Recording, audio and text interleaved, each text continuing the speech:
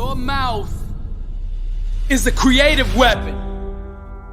It's not a tool for distributing excuses. The first sign of a loser is an excuse. Champions take full responsibility, good or bad, for their outcomes. Tell the world one time what you're gonna do, and that's it. Spend less time talking and more time grinding. Think like a champion. Speak like a champion. And then walk it out. Grind 120 all day, every day. Stop making excuses. Champions make adjustments, not excuses. Every time you justify being average, you invite in the enemy. Mediocrity is a dream killer. Your coach, your trainer, your teacher, your boss is not the problem. It's your consistency. You gotta make a decision. How bad do you want it? Average is on the left. Success is on the right. You gotta choose which one you want. A champion's workout doesn't officially begin until pain arrives.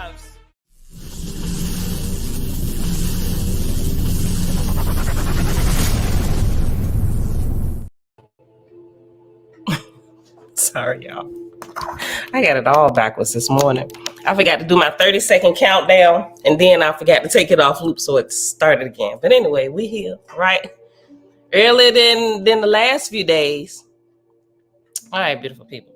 It is Tuesday. Happy Tuesday. It is October the 3rd, 2023, day 109 of year 5 of reading through books, laws, and prophets. And of the 5-year consecutive day count, it is day 1,489. Today, we're just reading one chapter in OWASP. Chapter 25 is really short, if I remember correctly, is like 14 verses, and that starts on page 206. Then we're going to hop back over to the Holy Megillah today. We ain't been in there in a little over a week. And we're going to pick up in chapter 43, which is, well, where we stopped at is on page 578. I forget which verse. I didn't even write it down in here. But with that being said, Father, we thank you that you are pure.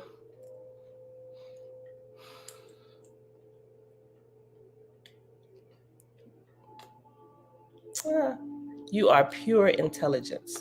I'll just say that. I was thinking about something else, but I didn't really know how the words to put it in. Maybe I'll use it at the end. We'll see. But anyway, who are here? Who are here? Nazarene, the scene, Grand Rising, family lamb. Tikva, hey girl, hey, family creator is undefeated. And shall we never forget it. Tabitha, top of the day, faith is family, blessings of knowledge and love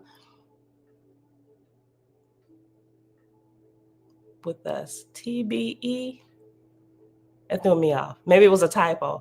Blessings of knowledge and love. Oh, maybe it's just B. The T is a typo. T is supposed to be silent. Be with us.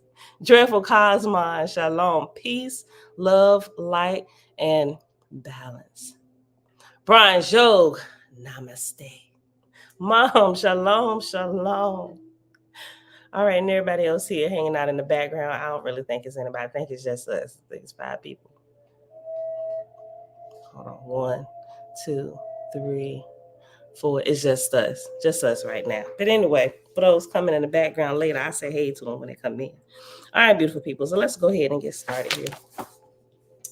Page 206, chapter 25 at the top. And if you don't have Big Blue, you got the electronic version. It's chapter XXV, or that's Roman numerals for 25. All right.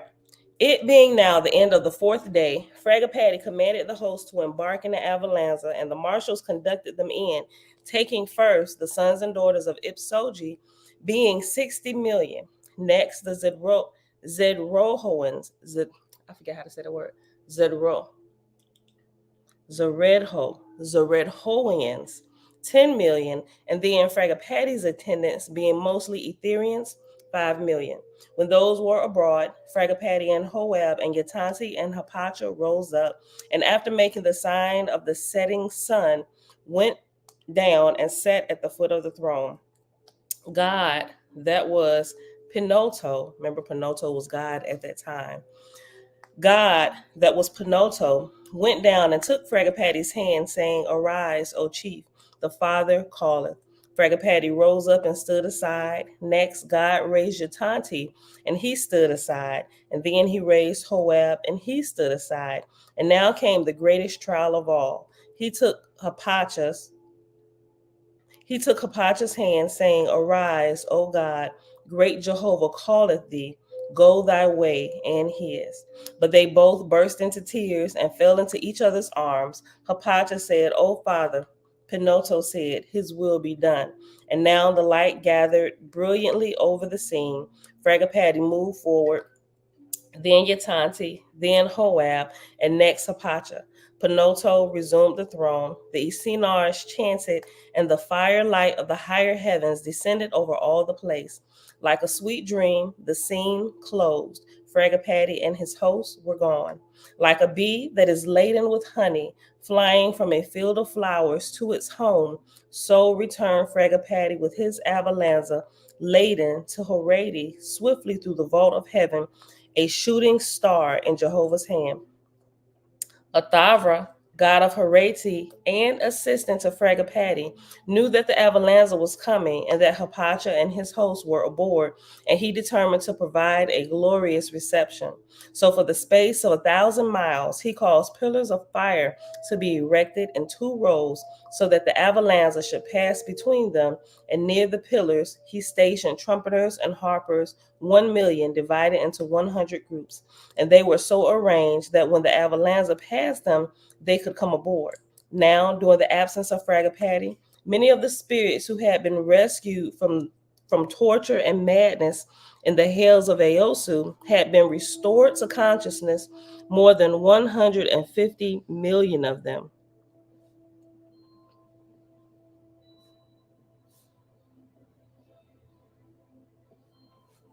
Jamia, peace, sisterin.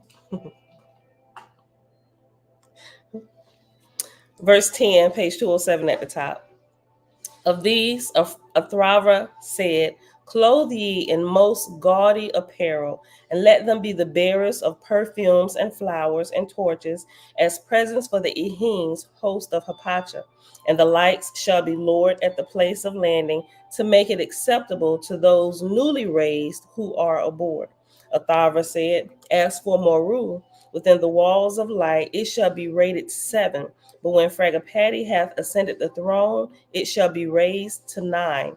And in those days, 9 in Horati was 50% of the capacity of the endurance in the plateau. Jehovah had said, If they raise the light, it will be more acceptable to my Etherian host, for they have dwelt a long time near the earth and are thirsting for Etherian light. Like, man, we had a long tour down here. Give us something. I'll read verse 12 again. That was good. Jehovah had said, If they raise the light, it would be more acceptable to my Etherian host, for they have dwelt a long time near the earth and are thirsting for Etherian light.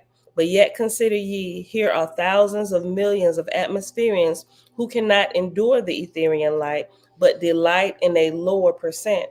See to it then that the walls of light protect my host in the dark on one side, but raise ye the grade to 9 within.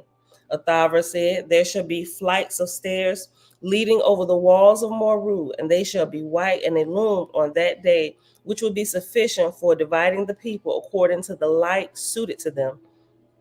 The Ehings with Hapacha will go over the walls, for they entered their corporal cities in the same way. Besides, they are capable of enduring the light, but the Ehings with Hapacha will desire to remain without. For them, prepare ye a place of delight and rest. But in regard to the Etherians, Athavra gave no orders, for they were capable of perceiving all necessary things and without instruction. That's what we pause at today. That's the end of that chapter. Chapter 14. 208. All right, y'all. So let's hop on over here to the Holy McGill and pick up where we left off at. Jamil, you know what? That passage you sent me, It slipped my mind. Like, I literally just remembered. You sent it to me. I said I was going to go look at it. I didn't even go look at it yet. I'm going to have to go back to your text and pull it back up. Oh, yeah. 578.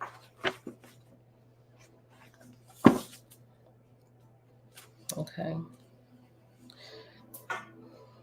Did I put the verse? I got to go back a week. 578. Verse 123. Okay. Dang. We ain't read this since September the 18th. 120. Verse 123. Did I say 128? No, I said 123 at first, right? Okay. Facebook user, great day, good day. All right, y'all. So chapter 43, page 578, and beginning, let me see if I want to go up a little bit. Probably wouldn't even matter at this point. Oh, that's right. Okay, so remember, they're having a homegoing party for Joseph, but it's also the wedding. Their wedding. Hold on. Yeshua and Miriam proclaimed their wedding to be not a fast, but a feast. That's verse 82 on page 577. Okay, I remember where we at. I ain't gonna go back up. I'm gonna just start at 123. He will be given his next mission. I'm gonna give thanks for the life of Joseph. You know what? Yeah, I'll go back up. I'll go back up just a little bit. Verse 111. Okay, page 578, verse 111. And he will begin his next mission. We give thanks for the life of Joseph. We celebrate his life today along with my wedding to Yeshua. Yea, the marriage of Yeshua and Miriam is also worthy of joy and celebration.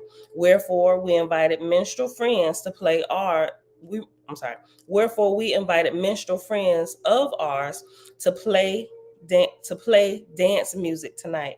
They are of Shevet Sharim Va Davarim, the tribe of songs and words. Like many of you gathered here today, they do not live in Cana, but have made the journey to play music at our wedding. They call their music ensemble Lighten Up. And so we shall. Yea, we will dance the marriage dances of the matriarchs and patriarchs. But before the music begins, let us commemorate the life of Joseph in the following manner. Let any of this assembly who feel called to share some words about Joseph, do so now. And this is verse 123 where we left off. Yeshua spoke first, saying, Joseph was not only my beloved father, lo, he was also my beloved friend. He was a good husband to my mother, a woman so venerated that all of you call her Mother Mary, even her elders. Truly, in a world where such is not always the case, I received a wonderful upbringing. Joseph taught me religious philosophy, but not without playfulness and a light, forgiving heart. Joseph was far from brittle. He wrote a scroll that I now ask to be added to the next edition of the Holy Megillah. That scroll is called Garden Teachings of Joseph the Wizard. Yeshua paused, and in the stillness of the moment, his countenance glowed brightly. Yeshua put his hand upon his chest, and the beating of his heart was one with the heartbeat of compassion. Then he raised his hands high to the heavens, and a heavenly chorus chanted the rhythm of the drumbeat of his heart. And then again, there was a deep silence. And then Yeshua spoke, saying, later tonight, after the dancing, I will share stories about my beloved father, Venerable Joseph the Wizard. But now let us hear from others. Mother Mary spoke next, saying, though I rejoice in the ascension of Joseph to El Cush, I also mourn his human death. Some weeks have now passed.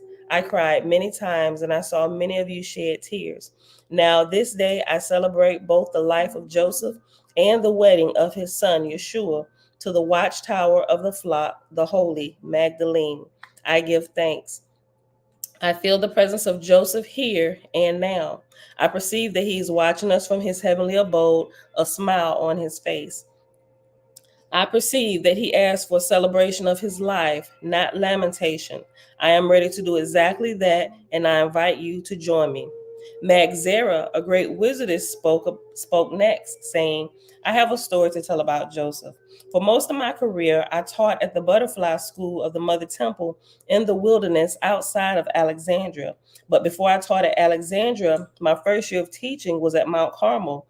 That was the year that Mary was 13 and was initiated into the order of the Immaculate Conception. In the order of the Immaculate Conception. I was then one of the priestesses that lived atop the Holy Mount and taught the children that came up from the Nazarene kibbutza located east of the mount. Behold, I was in attendance at Mary's initiation and beheld an angel of Yahweh standing beside her. And I beheld an angel of Yahweh, and it's using the tetragrammaton for Yahweh, YHWH. And I beheld an angel of Yahweh stand behind Joseph. And I witnessed Joseph look at Mary with eyes of love. And I witnessed Mary look at Joseph with the eyes of love. I tell you truly, the holy angels appeared that day to rejoice over the love of Joseph and Mary. For behold, the angels knew that Joseph and Mary were to be the parents of the Lord Christ. The day before the initiation of Mary, Joseph, 13 at the time, came to me and said, Teacher, I have had the same dream for 7 consecutive nights. In the dream, an angel tells me that he will soon stand behind the girl I am to marry, and that this will happen in the temple yurt on Mount Carmel. I said to Joseph, for 7 consecutive mornings, as I have gazed at the reflection of the sun in the water, a fairy has appeared and sang these words. When the young man tells you that he has dreamed the same dream for 7 consecutive nights, know that the incarnation of the Lord will come from his seed. I, Magzera, declare today that my eyes have seen the coming of the Lord Christ through the union of Joseph and Mary, initiates of the green wizards of the white rose. I say to Joseph, old friend, you did a great work. Tonight, I will raise a glass of wine to my lips in celebration of your friendship over so many years. You are the good farmer indeed, and you sow heavenly seed, now and forever, in Yah, amen. Verse 165 on page 579, Kings and Queens Coaching Group. Shalom, shalom on Facebook and YouTube. Drace and Righteous, shalom. And everybody else here hanging out in the background. Top of the day to you, top of the day. Page 165, we're in the Secret Nazarite scroll, page 579. Magzera continues saying, I have a story to tell that illustrates the great generosity of Joseph. When the Nazarene safe house in Bethany was burned to the ground by secret police, behold, Joseph provided the relocation of several dozen Nazarenes who fled that town. Joseph used the money that he had earned from selling his crops. He also gave gold coins that he had saved for his elder years. Joseph was a wizard who not only preached about generosity, but also practiced it. The next to speak was Rose, the Yaira, grandmother of Yeshua. Rose said, blessed love. I wish to share a remembrance about Joseph. Behold, the challenges of being the bodily father of Jade. Hold on, what? Oh, I skipped the whole word. Listen, okay. Behold, imagine the challenges of being the bodily father of Jade come as Yeshua.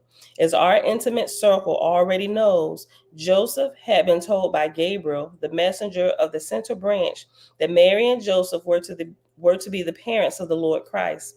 I once asked Joseph to tell me the most difficult thing about knowing his son is the Lord Christ. He said, At first, I sometimes felt ashamed when I behaved less than Christ-like in front of him.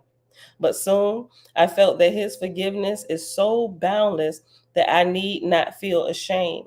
Even with all my shortcomings, and I have many, my son, Jade, come as Yeshua, forgives me. In his forgiveness, I release all of my concerns and relax. Thus spoke Joseph to me. The greatest thing I can say about Joseph is that he was a great father, and he was equally a great husband. An old woman is often a good judge of both of those things. I give thanks that I was blessed to know Joseph the wizard. The next to speak was the eldest green wizard of the white rose, Peri Etz Chaim. And after Chaim is reference number 7. 7 at the bottom of the page says the Nazarene Hebrew name Peri, Pehri, means fruit and is pronounced Peri, Peh-Ree, Peri.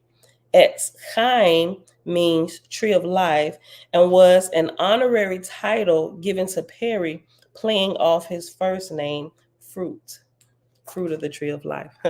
Peri Etz Chaim. It's cute. Okay, let's go back up. Verse 186. He was called the Maggid, the teacher of teachers. And after Maggid, Maggid, is reference letter 8. Go back down to the bottom. Maggid is the Nazarene sectarian word for teacher. It literally means to tell. In the case of Peri Etz Chaim, the term is used in a special way to honor him as the beloved and venerable eldest teacher of teachers. Even Rose, the Yaira, had been taught by Peri as a young woman and referred to him as teacher, Maggid. Go back up. I read 186 again. He was called the Maggid, the teacher of teachers. Over 100 years old, he was the eldest initiate of the Green Wizards of the White Rose. That is the highest order of the Nazarene religion of the Essene Way in our world, being a mission of the Alafim of the Tree of Life of Madhiba. The purpose of that order is to promote Yah consciousness while dancing with the Green Lady and Jaja and Elohim, spiraling upwards as we reach low to pull up the falling of this contested garden world. Peri said, greetings in Jaja and Yah as revealed in Jade and Jana. I greet you with the wand of the white rose of Medhiba. This wand is a divine lightning bolt. It lives within you and is you when you recognize yourself. This wand is a divine lightning bolt. It lives within you and is you when you recognize yourself. So remember, y'all, a lot of these stories, and I say this all the time, I try to repeat it a lot of the stories are simply stories to help you understand who you are. A lot of time we get off track fighting about the stories and they didn't really happen and this and this and that and Yeshua. Well, we're really talking about you if we want to really get technical about it, right? Let's not fight over the stories, but look at the spiritual principles being conveyed through the story, right? It's like nursery rhymes and songs and teachings that we put in songs and raps for the children to remember. We taught them the song, right? Something tangible and concrete to teach them a higher principle. That's what I think it is, bronze yoke. Divine lightning bolt, possibly Kundalini, right? Or the chakra system, the energy spirals, the tree of life on the inside of you. I that's what I think. Ray, hi. Okay. I'll go back to 192. This one is a divine lightning bolt.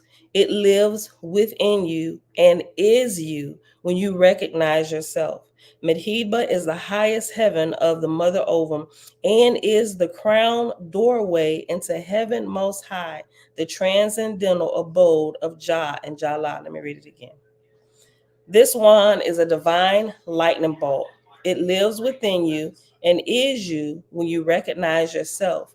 Medhiba is the highest heaven of the mother ovum and is the crown doorway into heaven most high, the transcendental abode of Jah and Jala. Behold, the assembly of archangels of Medhiba, consists of two ranks. The first rank consists of the never fallen out of heaven first cherubim of Mahibah, the holy Alephim.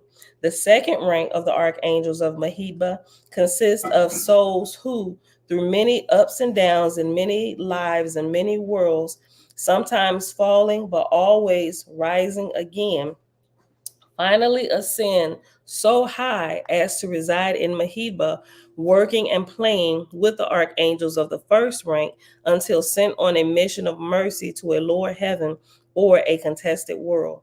Hearer of these words, your wand is needed and wanted.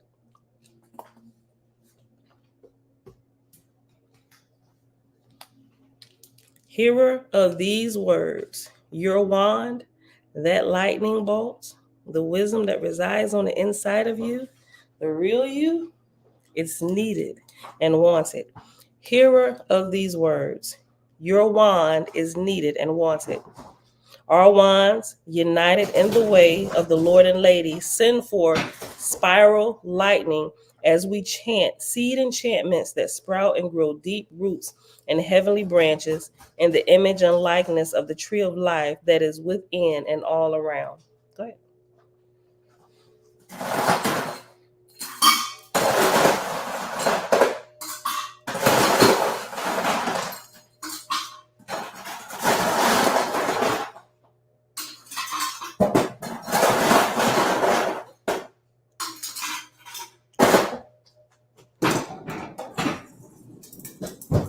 Verse 200. That is the zap of the wands that we white wizards wave, now and forever in Yah. Amen. Those attending this wedding that are initiates of the green wizards of the white rose will gather here tomorrow for a ritual circle of our order. After that service, all the wizards and wizardesses of that circle will gather with those who are not yet green wizards of the white rose, but have attained at least the level of Shemesh in Shemaiah.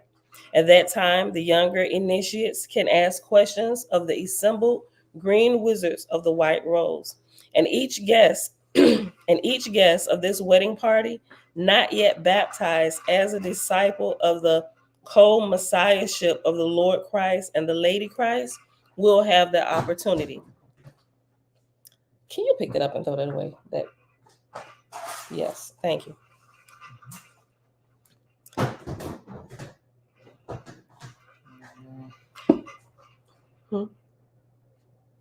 I thought you were about to say something. Verse 207. Now, dear ones, I have a rather amazing story about Joseph. Hold on, y'all. My voice keep cracking. Let me get some water.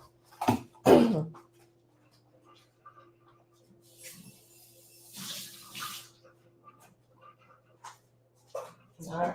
My bad, homie.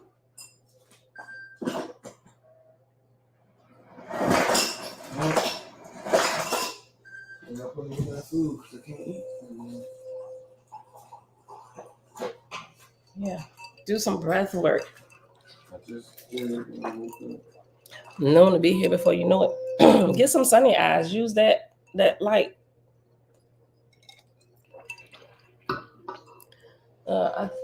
It might be a little bit cloudy today. That's what that light is for. Not just to light up your room. It is literally a circadian rhythm light. Yes. Did you? Oh, okay. All right, son. Love you. Love you too. Okay. I'm about to hit that light again. 207. Now, dear ones, I still have my voice back. Hold on. Okay.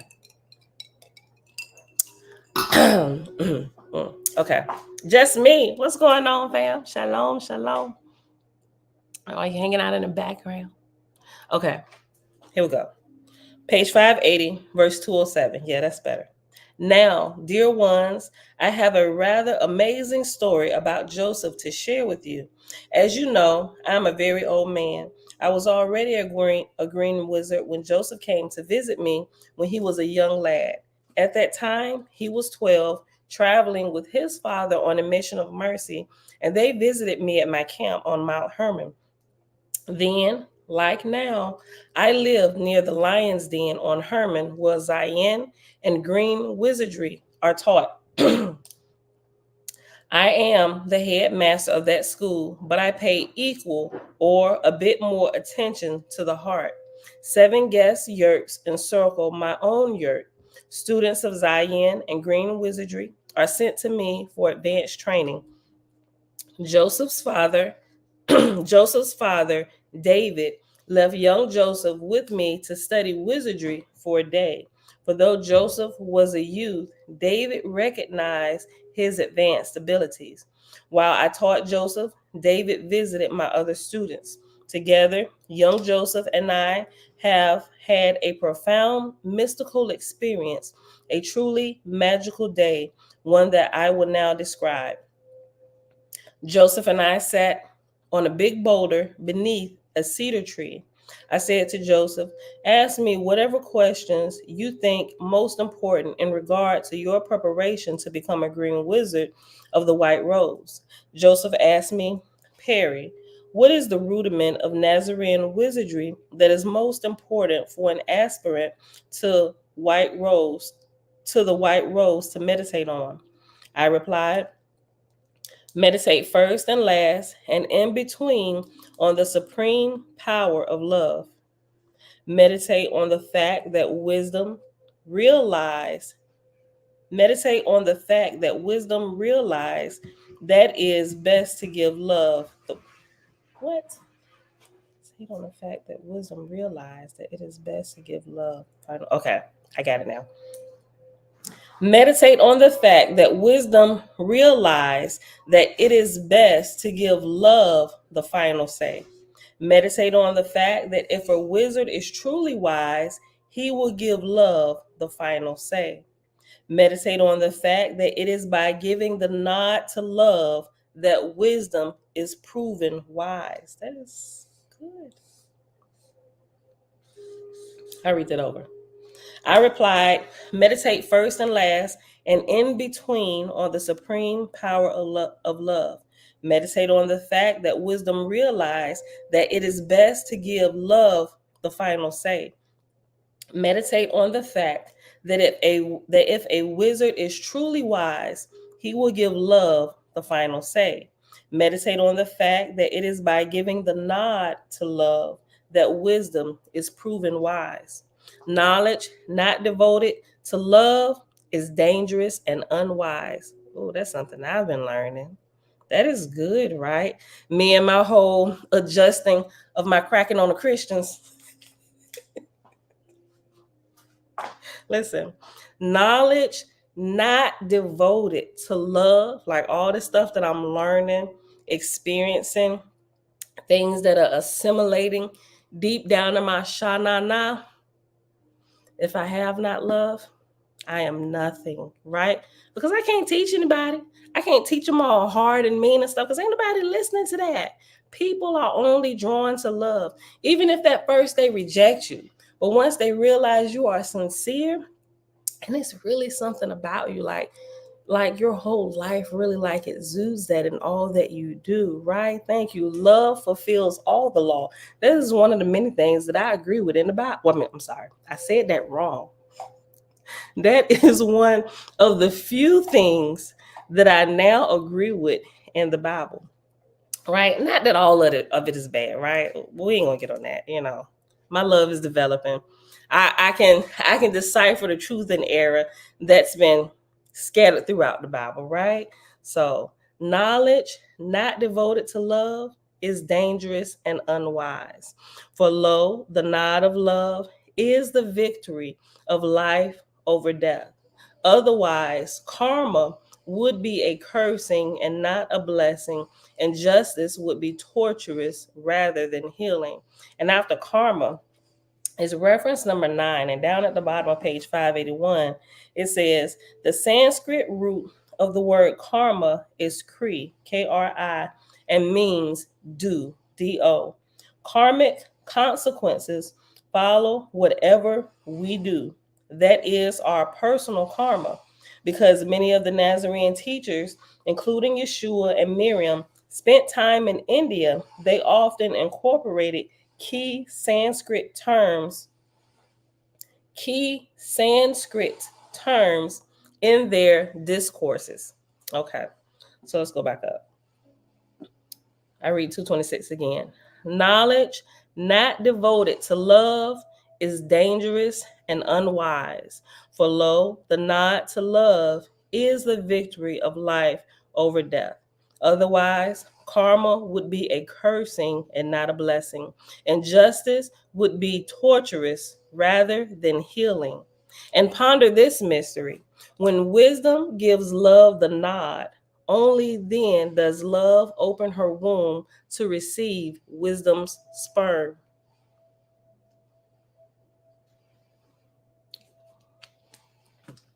I don't disagree with that. I'm gonna read it again one more time. Y'all heard right. It's using sexual terms here. I mean, which is right. Listen, because yeah, right. Look. Knowledge not devoted to love is dangerous and unwise. For lo, the nod of love is the victory of life over death. Otherwise, karma would be a cursing and not a blessing, and justice would be torturous rather than healing. And ponder this mystery. When wisdom gives love the nod, only then does love open her womb to receive wisdom's sperm. For love becomes fertile and goes into heat when she smells the scent of wisdom's humility. It is then that love desires to conceive wisdom's baby. What? I love the way this is worded. For love becomes fertile and goes into heat when she smells the scent of wisdom's humility. It is then that love desires to conceive wisdom's baby. For love knows that the baby will carry the trait of Sulam Ha Aliyah, which is wisdom devoted to the cause of love in perpetual creative expansion in Jaja and Elohim and Yah. That's beautiful. Wizards, we're on verse 233 on page 581 in the Holy Megillah. Wizards who pursue knowledge for purposes other than to serve the cause of love, dark wizards create pain within themselves and in their surroundings. Wizards who pursue knowledge for purposes other than to serve the cause of love, dark wizards create pain within themselves and in their surroundings until and unless they truly repent. The possibility that they can repent exists precisely because of the supremacy of love. Otherwise, they would be cast into hell by their own karma without hope of mercy. Now I've come to believe that is true, right? But due to the nod of wisdom to love, this is a merciful universe. Even so, one who has fallen into darkness must truly repent, or he will not see the hand of mercy or understand the significance of wisdom's nod to love. This is amazing to me. Hold on, y'all.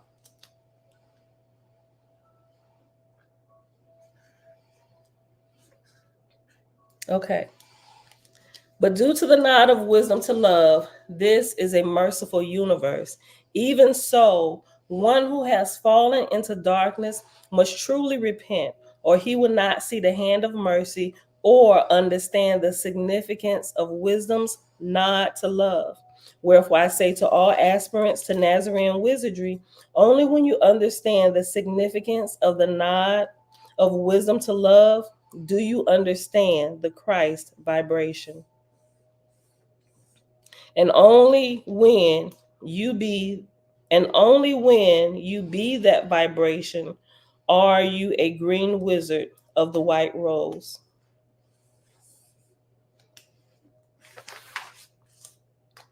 Verse 240, page 582. The blue rose is our most outstretched arm. The red rose is our trained army of goodness that protects the blue rose. The white rose is the leadership of the blue rose that is chosen from those of the red rose that most powerfully manifest the four pillars of discipleship in the cause of love. So remember, they only teach one portion here in this printed version that we have. But if you go through their course, you can go through the other levels, the red rose and the blue rose, right? They have all that. They haven't put that out for the masses. All right, let me just read that again. The blue rose is our most outstretched arm. The red rose is our trained army of goodness that protects the blue rose. The white rose is the leadership of the blue rose that is chosen from those of the red rose that is most powerfully manifest the four pillars of discipleship in the cause of love.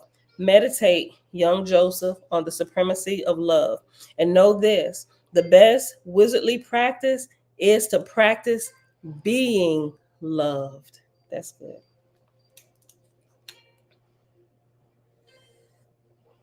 I'm sorry. Yeah, I'm sorry, not being loved, being love, like you be love. And know this, the best wizardly practice is to practice being love. But know this, love is not without wisdom. She has the final say, but walks hand in hand with wisdom. And so walks a green wizard of the white rose. Next, young Joseph asked me, Perry, is it better to meditate on the supremacy of love or to perform a loving act? I replied, what do you think, good Joseph? Joseph replied, I think it is best to do both. When there is a loving act to be done, do it.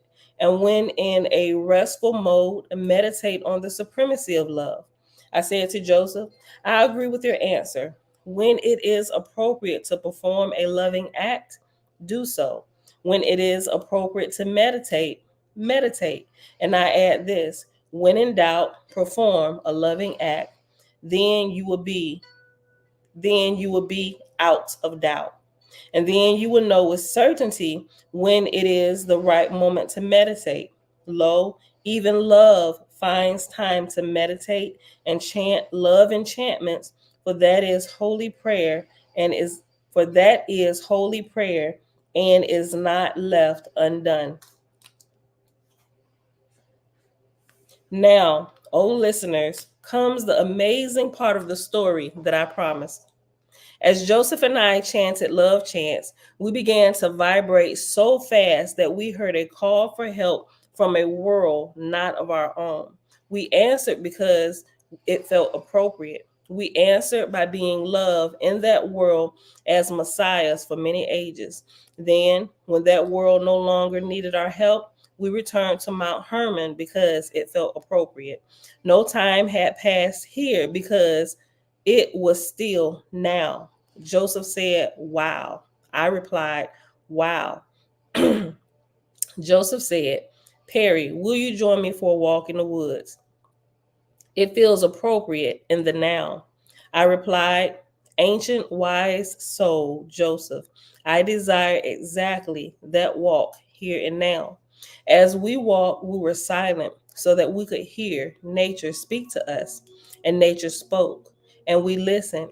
And when appropriate, Joseph spoke, saying, Perry, on this walk, I learned how to hear nature speak to me. And now I will ask the creatures of this forest a question. Then Joseph sent the following question out into the forest. Who in this forest can I best help here and now in love? I could perceive the question because Joseph included me in the question, and I joined the question. And then Joseph and I took on the form of ants. He was a red ant, and I was a black ant. The army of red ants and the army of the black ants were preparing to go to war against one another. Yeah, they just shapeshifted. Joseph became a messiah of love to the red ants, I became a messiah of love to the black ants. Creating a lasting peace between the red and black ants took us many lifetimes as ants, and we wrote holy scripture in the vibrations that ants perceived, for it felt appropriate. And when we were victorious and achieved a lasting peace between the red ants and the black ants, we again returned to our human bodies in the forest. No time had passed here because it was still now.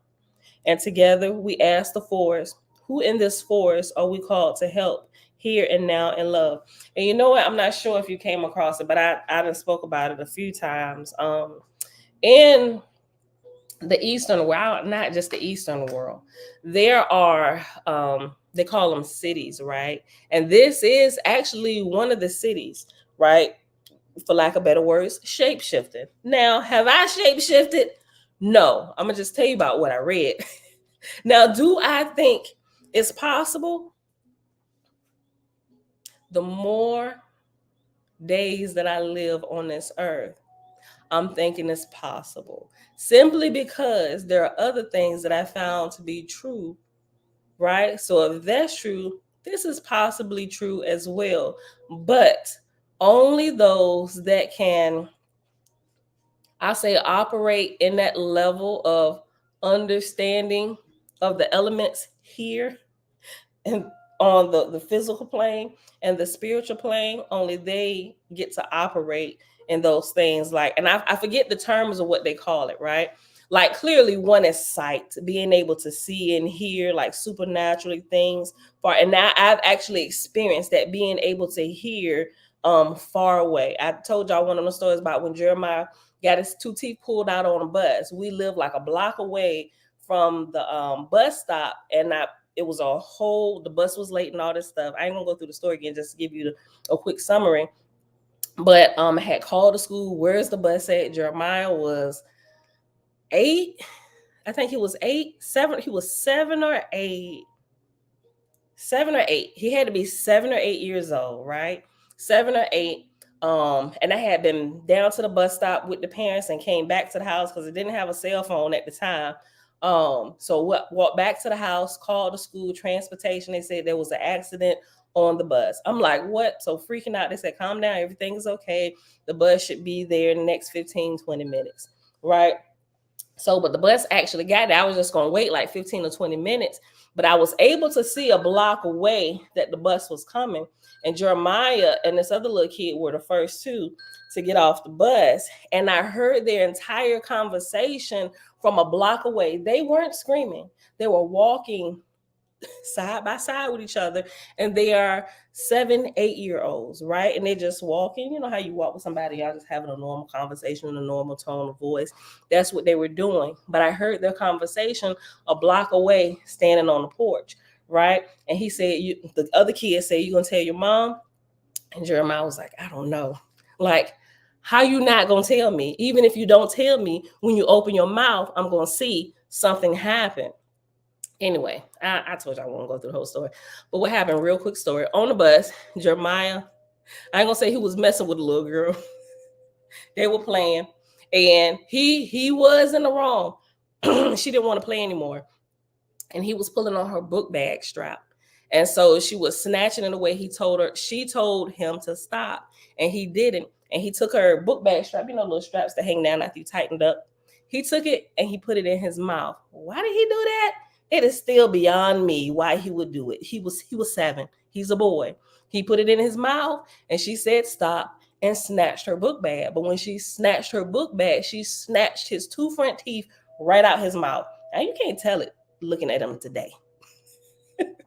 But she snatched them jokers clean out. Now, I heard a conversation a block away. So when they got close, I'm standing there and I'm like, tell me what?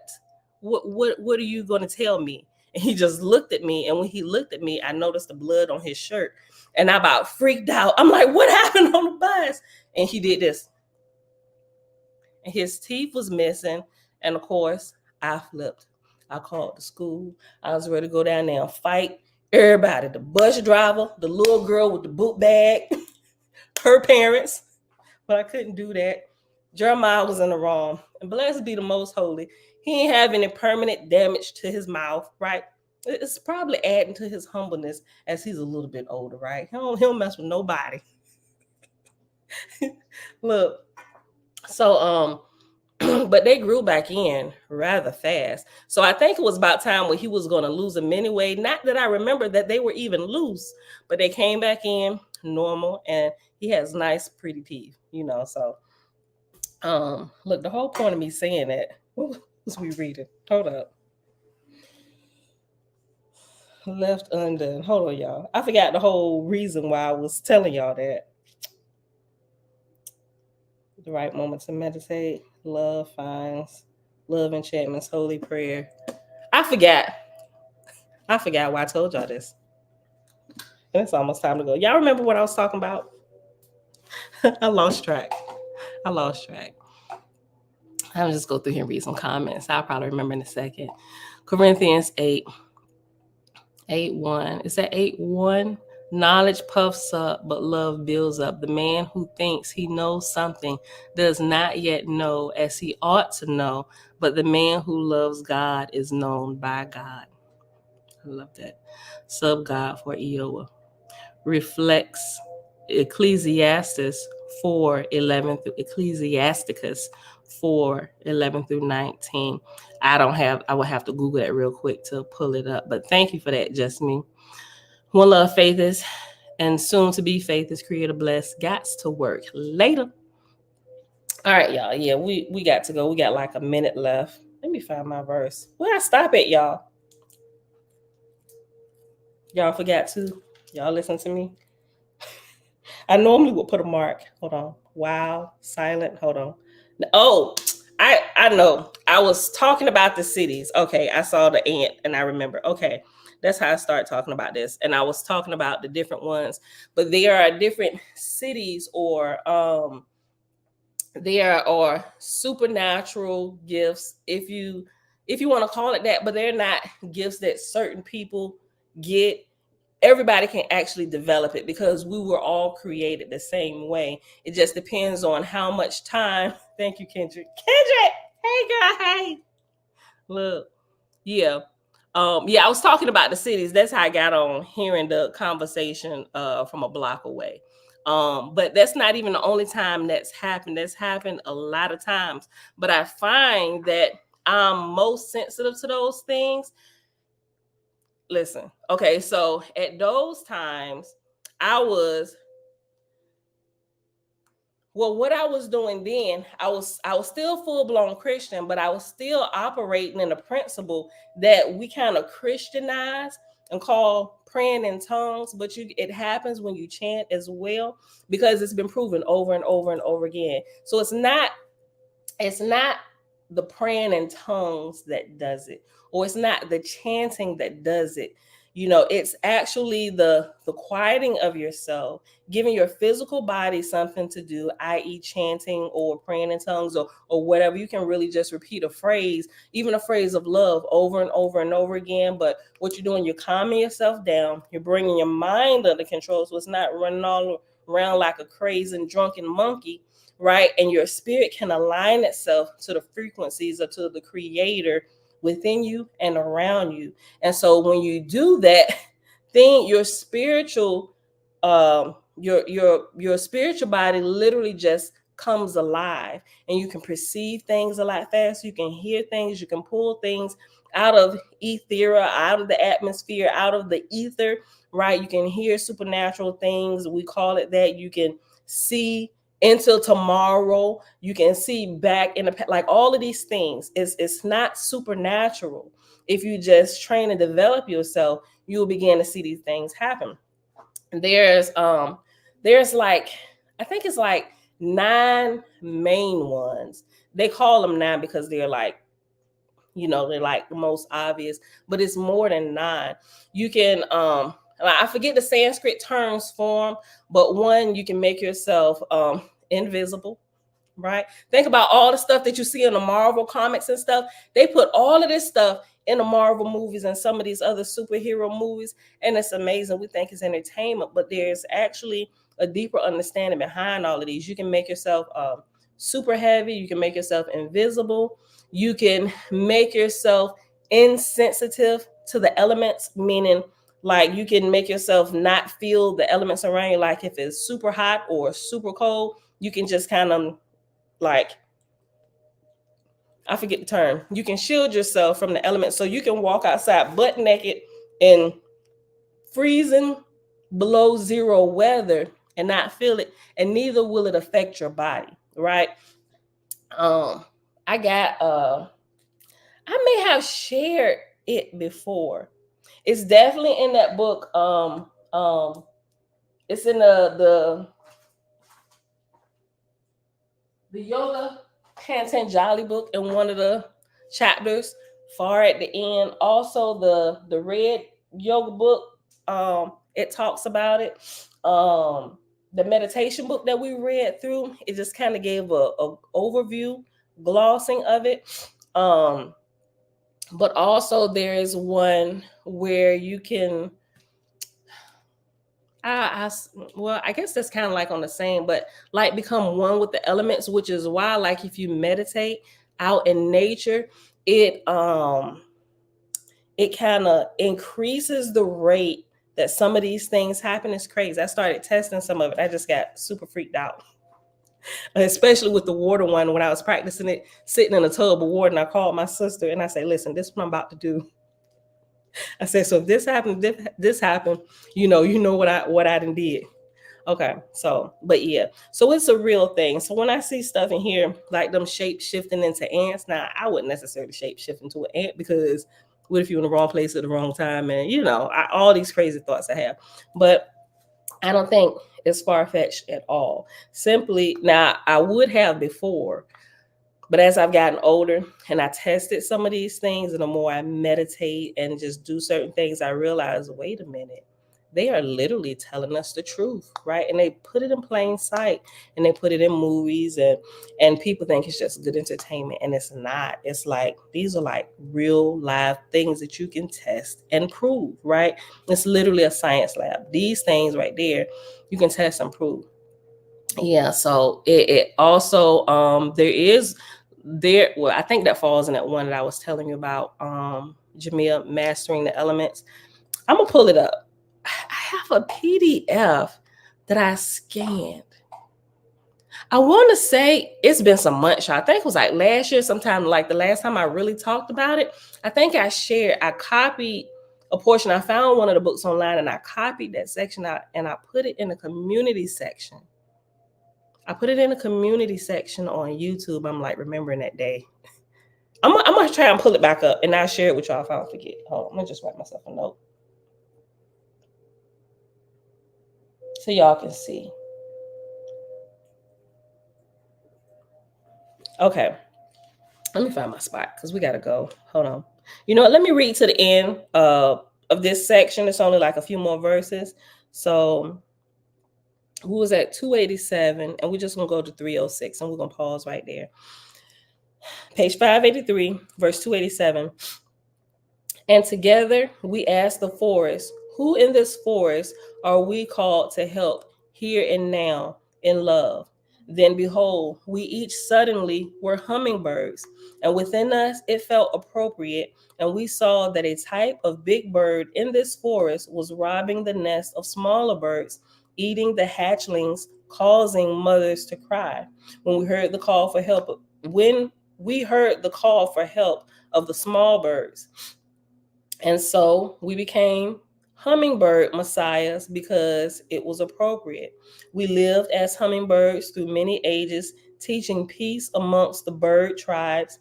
And when it was appropriate, we were human beings walking in the forest. No time had passed here because it was still now. Now, maybe I haven't okay. So I've experienced time lapses in a couple different ways, right? Where time is sped up, especially when I was doing this test in the bathtub and meditating and going right into that deep. It literally takes a moment. It's almost, I ain't gonna say you hypnotize yourself, but I'm like, I better stop this crap while I'm ahead before I get locked in here and don't know how to get out. But time passes super fast. So what I was doing, I decided, and it happened, I tried it praying in tongues and I tried it chanting. But what I found out is that chanting puts you in that meditative state faster, probably because I didn't overthink the chanting and I had spent so much time researching tongues and I just kind of overthink it a lot. And it takes me about a good 5 hours to get into that zone to where chanting would get you there in a way shorter period of time, right? So I combined a couple different things. I combined the water. I sat in the tub and I did it while I was taking a bath. So I was completely naked to the elements, right? So I was in a tub, in water. I had music playing, the vibrations and everything, and I chanted at a rhythm, right? So don't feel, if you're gonna try this, don't fill the tub up with water. I don't want you to slip down and drown. Halfway with water, right? So your naked body touching the elements. Couldn't do that outside, might get arrested for indecent exposure. Look, Sony Jackson, shalom. Look, so with a couple different things, at least everything that I could think of at that moment, putting all that stuff together and then going into that zone, the meditative state to where time passes or time slows down. What I experienced at that time is increments of 10 minutes would pass, because I had my stopwatch. I took my watch off and I was timing it. I'm like, this is freaking crazy. I would literally like go into that deep meditative state, and it was literally, to me, what felt like only a second. Like I literally just closed my eyes, like I was just counting to 10. But when I had opened my eyes and snapped out of it, and the music, I set it to where it was increments, because when the music stopped, it would wake me up, right? So when I wake up, 10 minutes had it. It's crazy. 10 minutes had elapsed. At sometimes it was 15 minutes. I'm like, this is crazy. What is really happening here? So the meditative state, it seems sometimes longer. And there is also, like what we read in My Big Toe, like there is really something to this. Remember in My Big Toe, if y'all was here for that, when he was talking about meditation, when he had first started practicing it, he would be meditating for what he thought was just a few moments, but a couple of hours had passed. But you can also kind of like reverse it, so to speak, to where if you only have 5 minutes, if you only have like 5 minutes, you can put yourself in that deep meditative state to where your body will gain the rest that it needs. And it's like your body has had hours of sleep, right? So I'm probably screwing the terms up, but I'm just describing it. So you can like cat naps or whatever. If you learn how to meditate really good, you can take 5 minutes. And that's something I'm learning. I was like, I know how to do this. And these times when I'm doing these projects and assignments and all this stuff, I need to just go right there to get the sleep that I'm lacking. But it really restores your body. You can take about 5-10 minutes, and but it helps if you use a couple things along with it. You can use binaural beats, you can use music, the vibration. You just have to learn how to get your spirit, your body into that vibrational state to where it can pull the rest that your body needs. Like, it's crazy. You just gotta practice it. And when I realized this crap is real, like I said, it kind of freaked me out a little bit. And I just move away because I don't want to go too far before I really understand it all the way. But there are some books out there, and I have a couple where it'll explain it. But just be careful. I would say not to go do it to be like, yo, B, I know how to do this, because I think you get in trouble that way. I think as you grow organically and you understand things, I think you have better control over what's happening, which is why I stopped. Like, okay, I understand that, I know how to do it, I know how to get there, but I may not have seen, different things or understand certain things yet, which is why I just kind of push it off. And I don't argue with people who talk about it, because I know it exists and I know it works, simply with the stuff that I've tampered with, if you want to call it that. But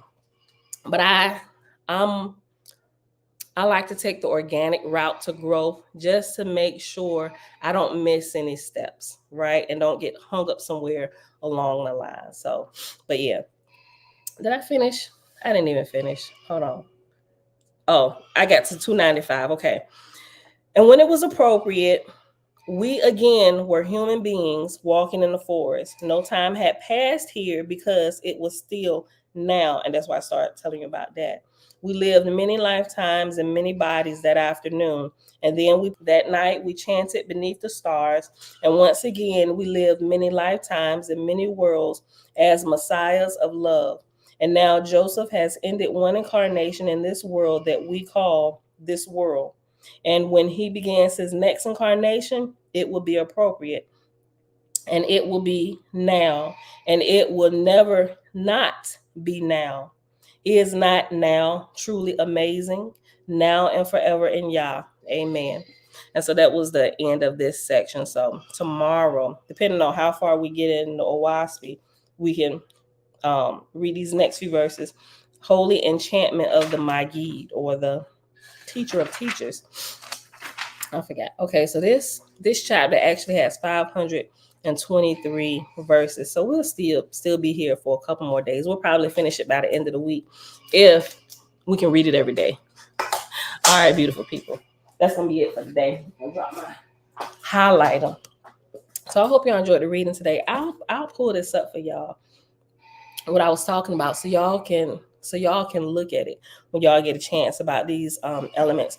And if I ain't telling y'all to go try some of this stuff, but I'm just saying it's pretty friggin' dope.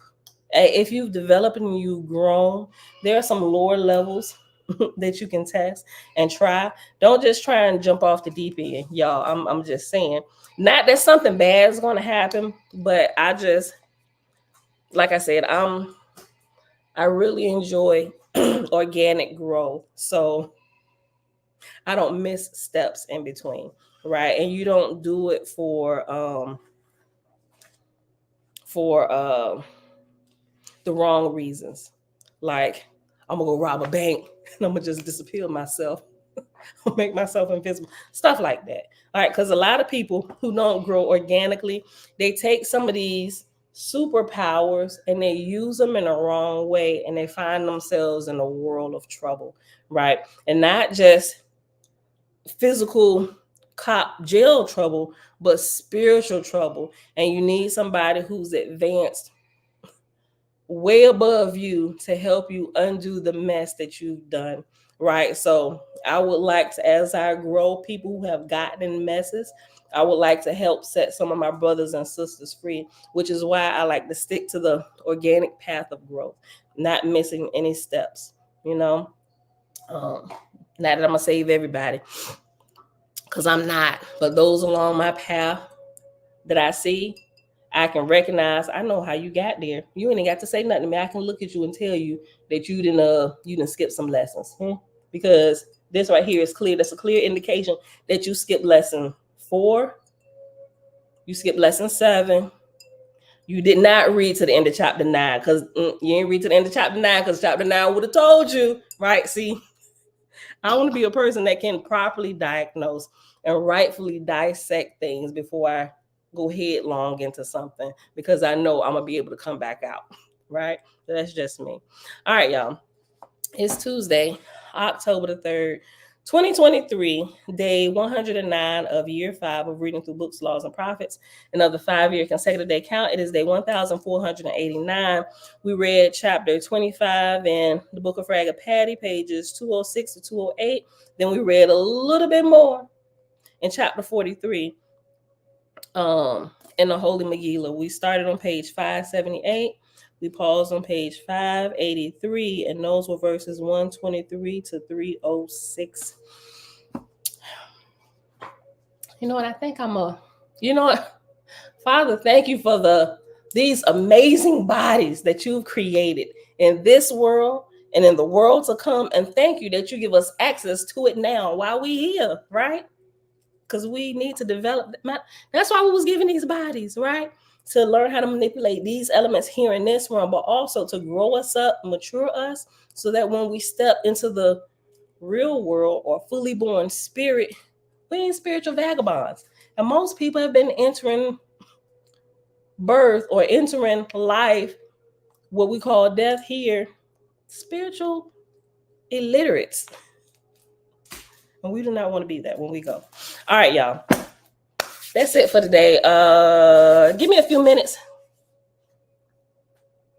I think everybody's still asleep. So I got a few minutes, and I'll go ahead and share this with y'all. I was supposed to share something with y'all last week, and I forgot what it was.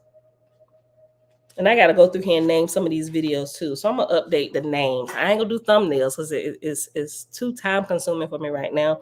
But I'm going to update some of these video names. So if you're looking for a video right now, it's kind of like just generic.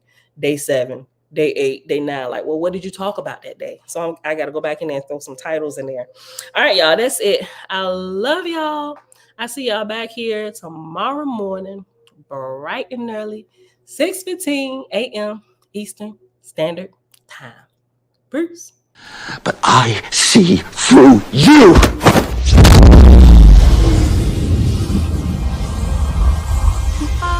I'm from outer space. I got Milky Way for blood, evolution in my veins. I'm gold, I've been far away. I'm a What did you just do to me? I pushed your astral form out of your physical form. What's in that tea? Psilocybin? LSD? It's just tea. With a little honey. What just happened? For a moment, you entered the astral dimension. What? A place where the soul exists apart from the body. Why are you doing this to me? To show you just how much you don't know. Open your eyes. been dreaming about flying for a long time. I had a vision from the birds, they want a coastline. What's happening? This isn't real, this isn't real, this isn't real, this is... Dreaming about flying for a long time. I had a vision from the birds, they want a coastline. His heart rate is getting dangerously high.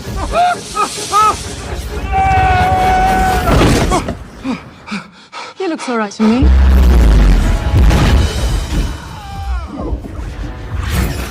You think that this material universe is all there is? I don't need gravity, I need What mysteries lie beyond the reach of your senses? Existence, mind and matter meet. Thoughts shape reality. I don't need gravity, I just need growth. I'm a fine line, yeah, I'm a mislead of this illusion. I am not really here, I'm an intrusion. I don't swim or sink, I just float. Some benevolent and life-giving, filled with malice and hunger.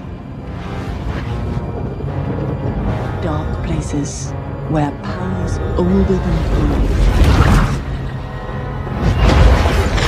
and waiting.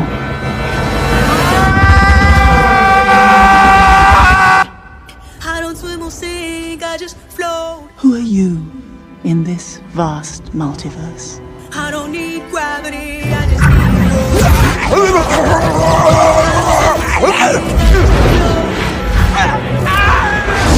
I don't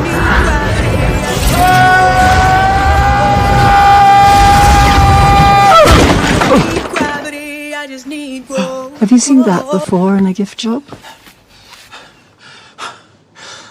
I don't need gravity, I just need growth. Teach me. No.